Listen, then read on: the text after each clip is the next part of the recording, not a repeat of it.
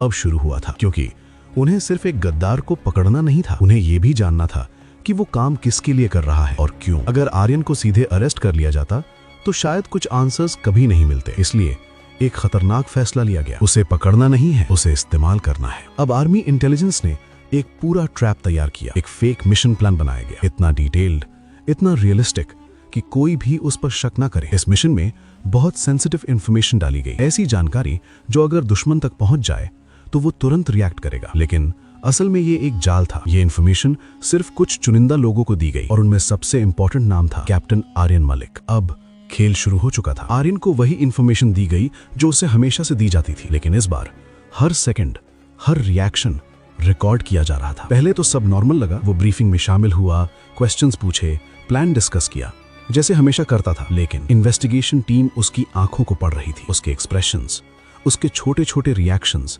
सब कुछ। और फिर वो मोमेंट आया जिसका सबको इंतजार था। उस रात जब सब सो रहे थे, आर्यन फिर से अपने कमरे में जाग रहा था। वही लैपटॉप, वही स्क्रीन, वही पैटर्न। इस बार उसने वही फेक मिशन डिटेल्स इनक्रिप्ट करके भेज दी। बस यही वो कंफर्मेशन था जिसका इंतजार था। अब आर्मी को 1000% यकीन हो चुका था, वो ही गद्दार है। लेकिन असली खेल अभी बाकी था, क्योंकि अब सबकी नजर उस पर नहीं बल्कि उस पर थी जो उस मैसेज को रिसीव करने वाला था। सिग्नल फिर से ट्रेस किया गया, रियल टाइम में हर सेकंड मॉनिटर किया जा रहा था। और इस बार आर्मी तैयार थी। जैसे ही सिग्नल बॉर्डर पार पहुंचा, कुछ ही घंटों के अंदर एनिमी साइट पर एक्टिविटी बढ़ गई, मूवमेंट तेज हो गया, ट्रूप्स रिपोजिशन होने लगे, जैसे उन्हें अचानक कोई जरूरी जानकारी मिल गई हो। लेकिन उन्हें ये नहीं पता था कि वो इन्फॉर्मेशन फेक है और वो सीधे आर्मी के जाल में फंसने वाले हैं। इसी बीच आर्मी ने एक और शॉकिंग चीज नोटिस की। सिग्नल सिर्फ एक जगह नहीं जा रहा था, वो मल्टीपल रूट से होकर पास हो रहा था। मतलब ये कोई छोटा नेटवर्क नहीं था, ये एक ऑर्गेनाइज्ड सिस्टम था जिसमें कई लोग शामिल थे।